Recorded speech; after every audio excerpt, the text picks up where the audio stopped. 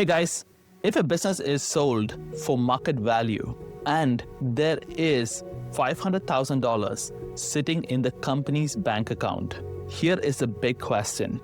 Whose money is that? Is it the current owner? That's the seller's money? Or does it belong to the buyer? Now, logically, most business owners will say, that is my hard-earned money. This money was earned before I sold the company. This money belongs to me, which is totally fair.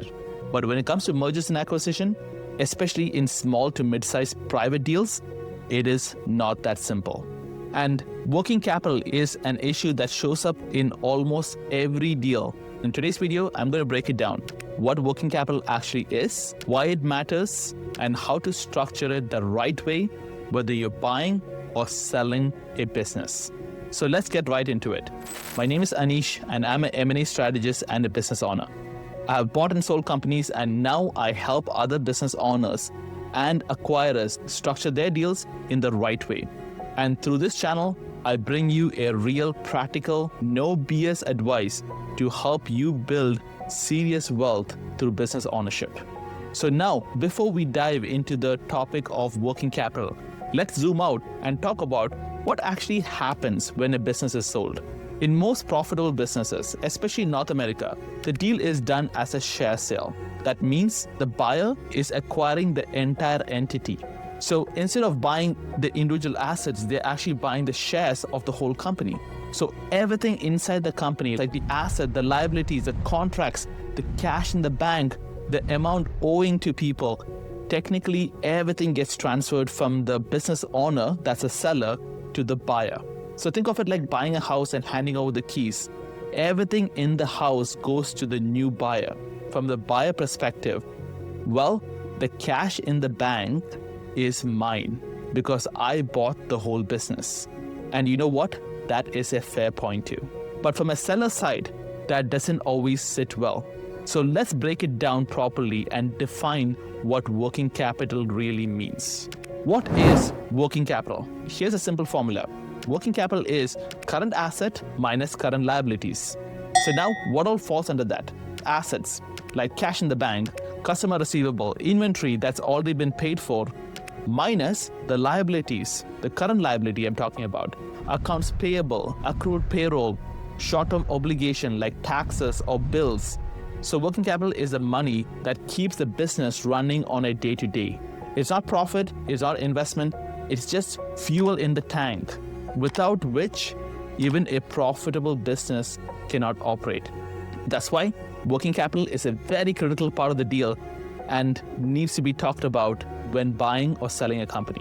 When someone buys a business, they're not just buying machines or contracts, they're buying the ability to operate the business from day one. So they need to have enough working capital to keep things moving without having to inject more cash right away after purchasing that business. So the buyers don't want to pay $5 million and then pump in maybe $1 or $2 million to just run the business. They want the business to come with working capital to keep it going on a day-to-day basis. Now imagine if the seller drains all the cash before closing, or if all the receivables and inventory are unusually low. Now the buyer has a business that has no gas in the tank and they cannot operate the business upon closing. So now you may ask, what is a middle ground that we can find to keep things moving? That's where something called a working capital peg comes in. So now you may ask, what is a working capital peg? A working capital peg is a target number.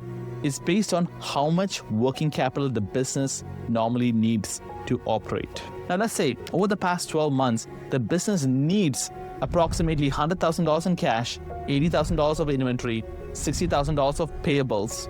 So that's roughly about $120K in working capital. And that becomes your working capital peg. At closing, if the business has more than $120,000, the seller might receive the excess as a payout. If it has less than the working capital peg, the buyer will have to adjust the purchase price down. So for example, if the business has $150,000, the working capital peg is $120,000, the buyer will pay the seller $30,000. And if on the other hand, if the business only has $100,000 of working capital and the peg is at $120,000, the seller will have to inject either $20,000 into the business, or the $20,000 will be deducted from the purchase price. So it's a simple way that the buyer gets a business that can actually operate from day one, not just an empty shell. Now let's go back to our opening example.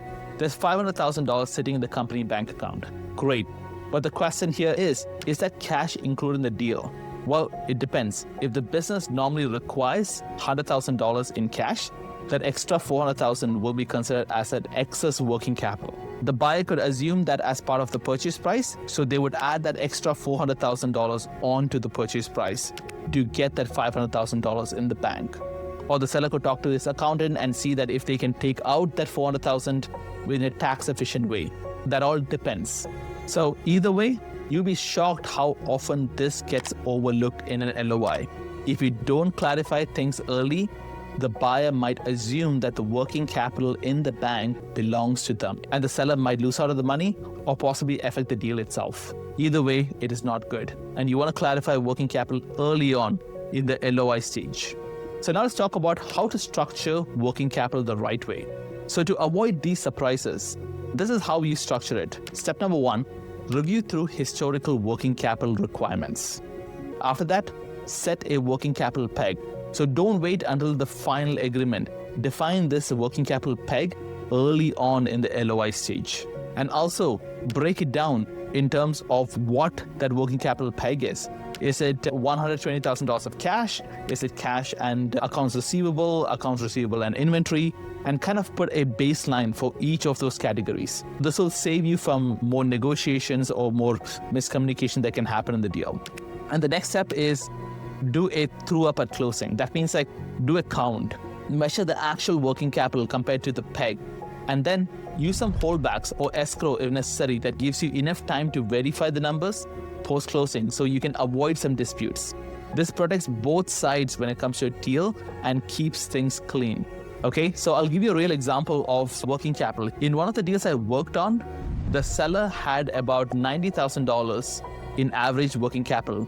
But just before closing, they collected all their receivables, paused any inventory purchase, and dropped the working capital to almost to $40,000 to $50,000. The buyer saw this and they were not happy.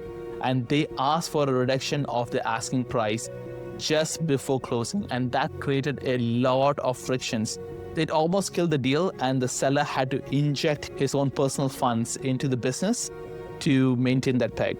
All because there wasn't a clear alignment on what the working capital requirement was supposed to be. Okay, so here's the bottom line. Working capital is not profit, it is just operational fuel. If you have too little working capital, the buyer will come and ask you for a price reduction. If you have too much working capital, the sellers should be compensated. So set a working capital peg to avoid any surprises early on in the deal, and most importantly, spell it out during the LOI stage, not in the final purchase agreement. And now, if you're in the middle of a deal, you want to have a checklist for due diligence, I should have a link somewhere in the description. If you need some expert help or want to walk through your deal strategy, feel free to book a call. There should be a booking link in the description somewhere below. And if you like videos like this, where we talk about buying businesses, selling business, and how to build sellable business, feel free to watch my other videos and follow my content. And if you like these kind of videos, feel free to subscribe, and I will see you in the next one.